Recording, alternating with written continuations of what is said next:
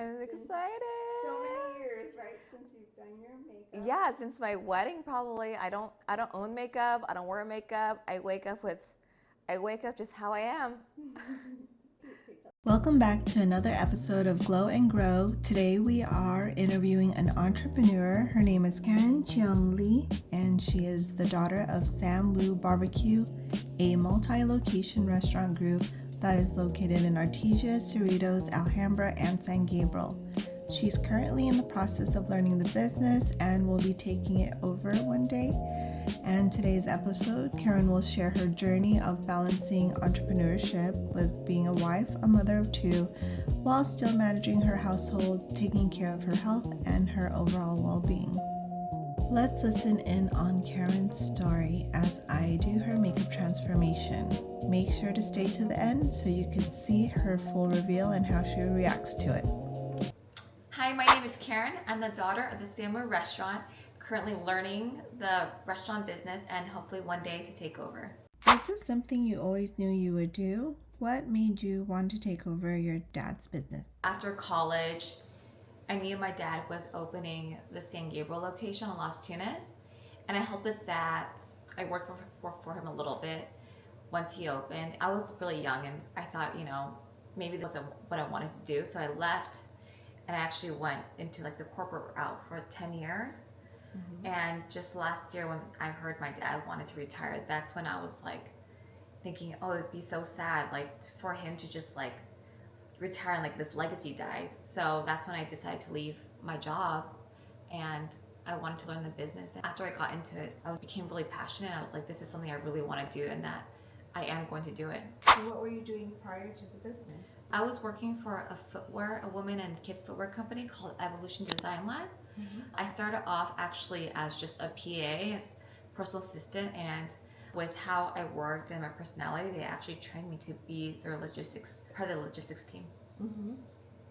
So I was doing that for 10 years, and not just that, but I loved my boss, and I was still helping her doing her personal stuff, doing logistics, and kind of just wearing many hats, and I think it made me who I am today. What type of skills have you learned that you can apply to this new role as an owner of Sam Woo BBQ? I think resiliency, being resilient, mm-hmm. Go-getter, figuring things out on my own, meeting people, not giving up, and multitasking, wearing many hats. Like no job is too small or too little. I'm capable of doing many things and nothing is too little for me. When I started off helping out at Sam Woo, I would just work in the kitchen. I would be cleaning, I'd be stuffing the ducks, getting my hands dirty. Like no job was too small or too big. I think with social media, there's a whole different generation, a group of following. And I think that's what's so important about wanting to change Sam Woo is also like the customer service. And because I find less people are speaking Chinese. And mm-hmm. so I think customer service and the experience of when they go to Sam Woo is so important. Mm-hmm. They have the memories, they have the nostalgia they had with their parents, but going now, I want them to have a different experience. And applying that to as a motherhood is, it's all about balancing, and I'm trying to not feel guilty when I'm working, but I'm trying to also figure out how to balance it, as a restaurant, with the restaurant, obviously, it's open 7 days a week, morning till night, and, to not feel guilty, to be with my kids rather than working at night. But also if I had to work at night or on the weekends, how to not feel guilty if I'm not with my kids. So mm-hmm. I'm still figuring that out. I don't think I'll ever find the right answer. I just feel like it's more just I feel that day or what I think the best thing for me. And also I think I'm really grateful to have a great husband and partner that is able to support me. Yeah. When you were talking about customer service and how you want to work with that, honestly, the last time I've been to Sam Woo has been years ago, and I don't know, and it's not just Sam Woo, but I think it's just the fact that I'm Filipino and some people think I'm Mexican. Yeah. So they're kind of I don't know, they don't want to help me sometimes, or it feels that way because they're like, oh, I'm gonna have to speak English to her. And explain what if she don't understand me? But I think that's just in general in customer service everywhere. But I mean, I think that's why I haven't been there in a long time. Yeah, I think, with the older generation, if they're not comfortable speaking English, like they're not gonna want to do it. But like even if it's just like smile and try, you know, and try to make them feel comfortable, even if like you don't speak the language. I think a smile goes a long way, and like it really shows in your face movement, your posture, like just really trying to help the customers, you know, like even if like my Chinese isn't good, but obviously our clientele is so many older Asians that don't speak English. I try, I smile, I say ni hao, like I know minimal Chinese, but I think it's like you want a customer coming in and like seeing a smile and just like feeling good that like they're coming to buy food from you. Yeah, just being acknowledged. Yeah, and just like being welcomed. Now with like a lot of things, it's customer service, and people want to be around positive people. Yeah, it really does make a big. It does. Yeah. And it can make someone's day so like instantly better if you just smile at them and just, you know, be nice. Now that you're taking over the business, what other things are you starting to see that you'd like to implement? Packaging. Oh my gosh. Like, you know, I understand that this is how we've been packaging, but I'm like, I need to figure out a different way to package our barbecue. You know, it's always leaking, and we get a lot of complaints about our customers. And I understand that's something that we need to implement too. Those are the two big things right now that I would like to change. It sounds like a lot of the quality control of it. It is. I think back then it was fine, and I think it worked. But nowadays with like, you know, different packaging about like biodegradable, and like people are so concerned about consumer goods. I think that's something that's really important now. And also, you eat with your eyes first. So when you get takeout, you definitely want the packaging to be really sturdy, and it like keeps the food, and it's just like all packaged nicely. And you know, with Uber Eats and DoorDash now, it's like when you get the food at the door, it's like you want it to be packaged nicely. Now that you created a Instagram account, what things are you doing to help grow your social media? That's a whole new I am right? so new to social media. I have like no idea. I have no special camera. I have nothing. I just use my phone, and I learn as I go. I'm trying to learn about like reels and how to take videos, and I'm still learning.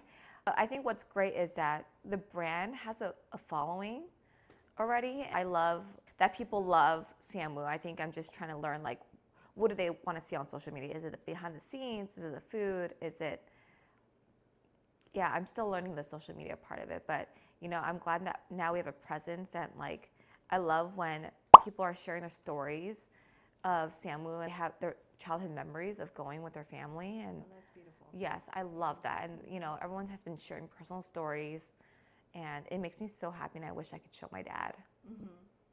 Yeah, that's really cool, because you guys have been open for how many years now? Over 40, yeah. And not even just, you know, it was a chain with my dad's siblings, and so it was everywhere. It wasn't just San Gabriel Valley, but it was in Vegas, Vancouver, San Diego, and you know. So I think it really it was memorable for a lot of people. Yeah, he created a beautiful restaurant that made a lot of memories for a lot of families. It is. Food definitely brings people together. Oh yes, 100%. I know it might be kind of hard to answer, but do you happen to know what got him into wanting to create a restaurant? Actually, I don't. I mean, I think that's a good question for him.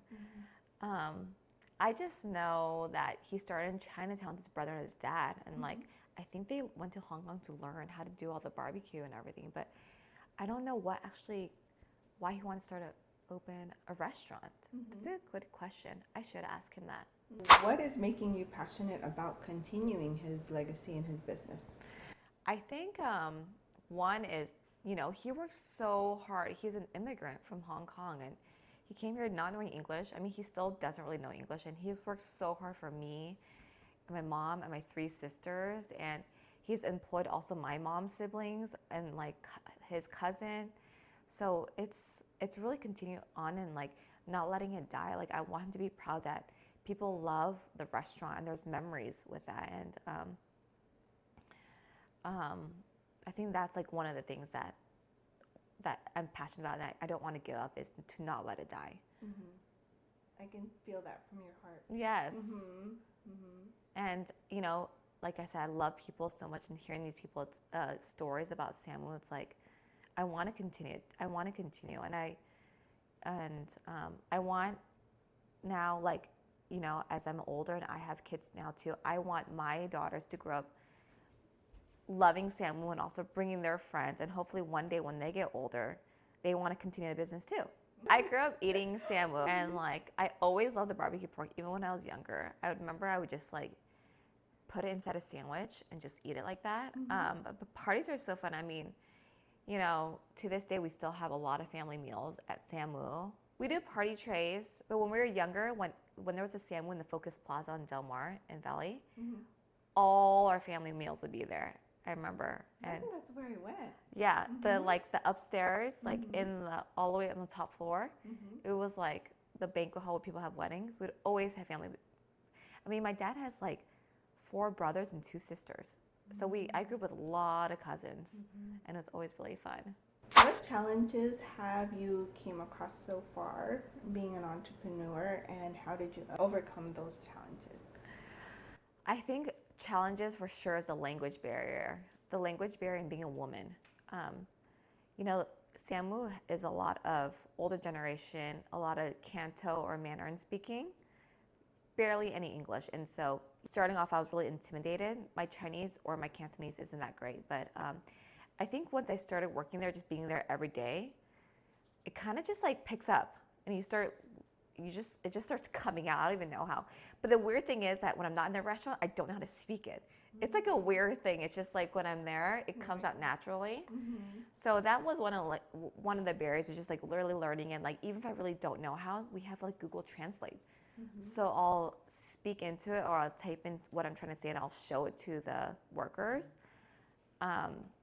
So that was one of the challenges for sure. And like another challenge being a woman, you know, in a kitchen that's dominated by men, by older men. I felt really intimidated and also like not respected, especially because I was the daughter of the owner. So I felt like they just saw me as they just kind of like shooed me off because there's like this little girl just coming to the kitchen. But I think what I had to do to gain their respect was really just get my hands dirty, like, you know, to show them that I wasn't just like the daughter, but like I'm able to cook the noodles, help prepare the ducks, serve customers, clean, pick up trash, wipe the counters. Whatever they were doing, I was doing too. It wasn't like I was going just like telling them what to do. It was more like I'm also learning, and I'm also an employee that is willing to do the work that you guys are doing. Yeah, that's really good, because some employers just tell people what to do and they don't really want to do the dirty work, but it's good to know all of that from the ground up. Yeah, I just got to get into it, get your hands dirty, and just that's where you start. I think that's the best way to learn, just to actually do it. It's very relatable too, because then you'll understand where the employees are. Yeah, what they struggle with, or, you know, what's hard and what can be improved. Did you guys have any slow seasons? If so, how did you overcome those seasons? I don't know if we have slow seasons per se. I mean, I think definitely after like the New Year's, it's a little slower. You know, everyone doesn't want to spend money after like, you know, the holidays and everything. But then once it hits Chinese New Year, that's when, you know, it gets busy again. But not so much slow. I think there's always these dates where it's called like bye, where you go to like the temple. And that's where you buy a lot of like, you know, the meats. So yeah, I guess we do have like slower times where like you have less customers eating on a daily basis, but we also have these like, there's also these like holidays here and there that gets busy. Like we have Thanksgiving turkeys, and then, you know, obviously people buy a lot for the holidays, and then we have Chinese New Year. And I think after Chinese New Year, it gets kind of slow again until the summertime when like kids are off and we start seeing people eat out more. How do you take care of yourself while navigating motherhood and building this business? I think like doing what I like to do, which is I like to clean a lot. I like to organize. I like to work out. I think that's like something that I do for myself, and like it's for the exercise, for movement, but also there's a community at my workout where I love the people there. I have mom friends there. I see my family on a daily basis, my friends. I like to just be at home and be with the family. I think that's what helps a lot. And just kind of doing the things that I'm a very routine girl. So I like to do things on a routine. Like I like to know my schedule. So I feel like that's something that keeps me kind of balanced. Like I know that I'm going to work out. I know that I'm going to clean on Wednesdays. Yeah, I mean, I think I just need to know. And my kids are out from like all day, which kind of gives me peace of mind that like I have a full days of work, and then I give them. I'm more present at night for them. Yeah, because you look amazing. Oh, thank you. You look like those moms that like, oh, she handles everything very well. I wish. Maybe it seems like that from the outside, but the inside of my brain, I'm like a scatterbrain. But I think what it is I thrive on routine and schedule. Mm-hmm. So that's, and like if the kids are sick one day, that completely throws me off. But when they're good, when they're at school, like, and I have my day, that's like, I feel like I'm ready to get stuff done and be productive. Do you have it set in paper, or is it like I know this is a totally random question because this is even for me. But like, do you have it like set in like your phone, or do you have it set on like the wall calendar, or like how do you keep yourself on schedule to the things that you do? Because sometimes like people like myself will put all these things for the week, but it doesn't always go that way because things change or something happens or whatnot. Yeah, because mom life throws you stuff at you. So I am very organized, and I think that's why I thrive in like my old job and also like even the restaurant now. Everything's in my phone, like in terms of like schedule, but I am the type that just is never not moving. Mm-hmm. So you know how like they say like if you see something on the counter, like I never leave it. Everything in my house has its home. So if I see something on the counter, it's not there, I move it.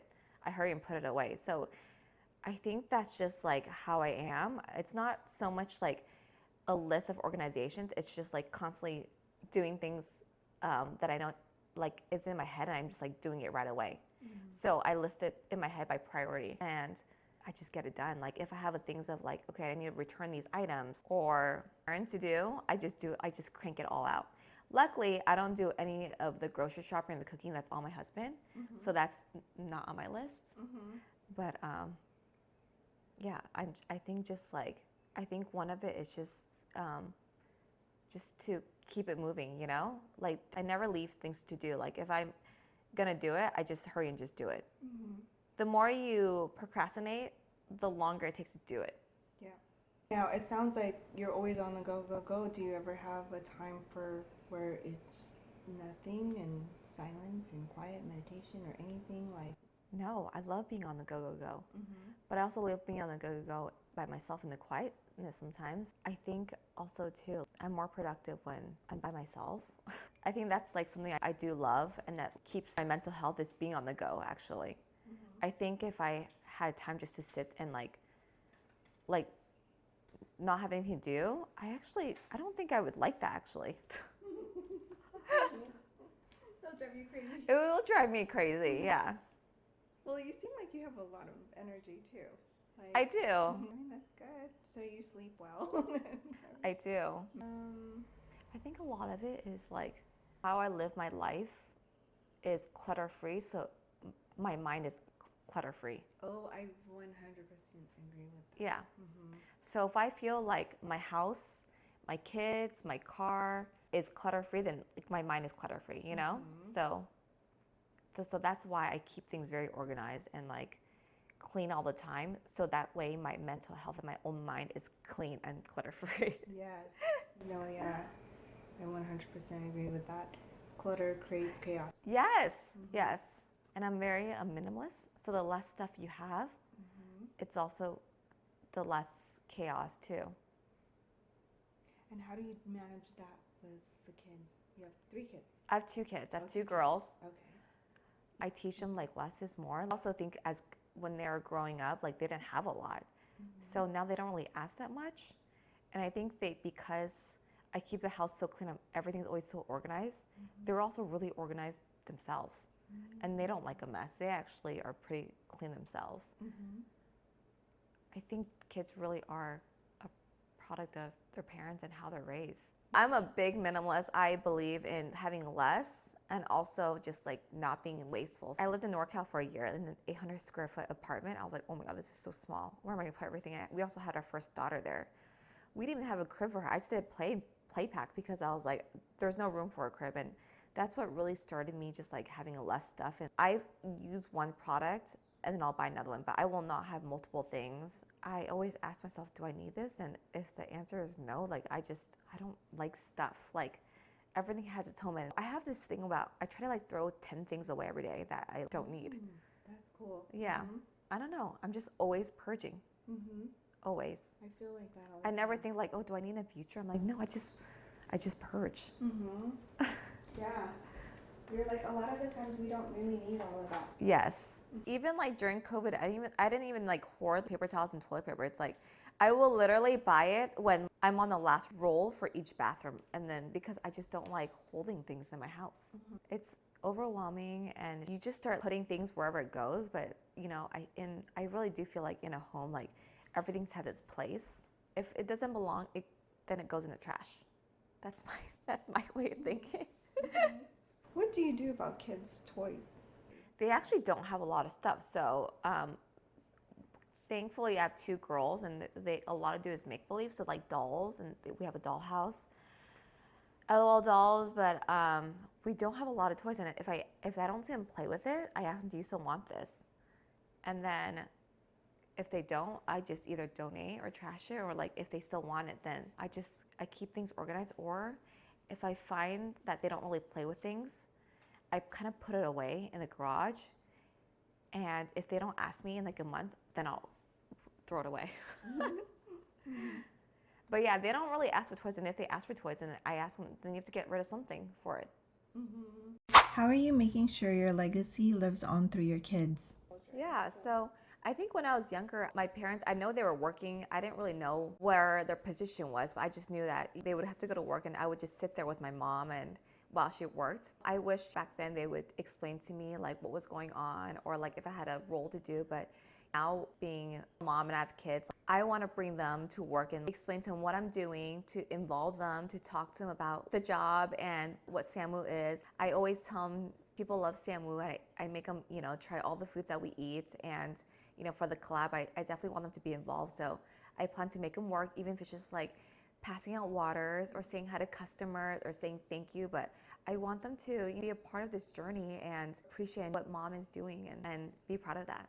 Yeah, because you remember all of those things when you were younger. Yeah, and I really do have that relationship with my parents that they explain things to me. But I think with that generation, it was just for them to work hard and support us and provide us with this amazing life. And I want that for my girls too and like my kids. But on top of that, on top of them getting a good life, I want them to be a part of it and to have conversations with me about it. And hopefully, and just one day they want to do it too and have them be proud of me and what I'm doing for them. Great. Okay, go ahead and take a look. I'm excited. So many years, right, since you've done your makeup. Yeah, since my wedding probably. I don't own makeup. I don't wear makeup. I wake up just how I am. Take a look. My gosh. Oh my gosh, it's so natural. Oh my gosh, and I love this lip. Oh my gosh, and my eyeshadow. I don't even know when I wear eyeshadow. Oh my, I love it so. Oh my gosh, and my hair. I feel so pretty. Thank you. Gosh. I love the colors. Any like makeup like even No, I like how you went not so much and like reds, more like mauve and browns, because I feel like that's just me, like neutral. You know, like some people love like pink blush and like, but this is like I don't know how to say it, but I guess natural, but also.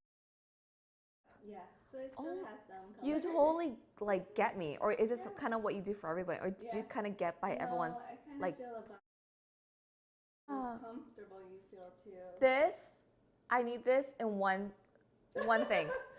I think that was like 5 or 6. No, I know. I need one thing. Just tell me one color. I can just do this. This is so pretty, and I can tell you put lip liner, but it's like so subtle.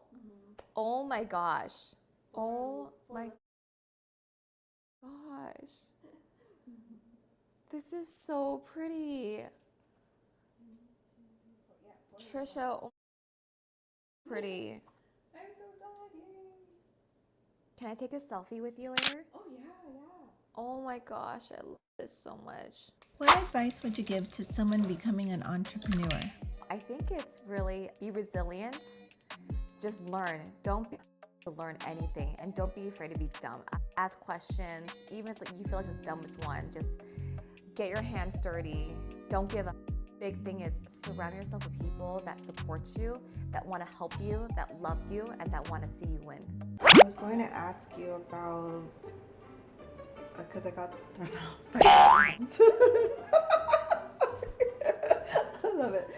When you were talking about in the beginning, I swear I'm listening. I feel like we're I'm multitasking. I'm all, okay, contour highlight this part. This needs to be highlighted. And then I'm envisioning you trying to balance your children and your kid. I'm like, yeah. And then I'm like, oh crap! But I forgot what I was gonna ask for the other one. I was like, yeah, no, I get it. It's so hard. Someone random would ask that.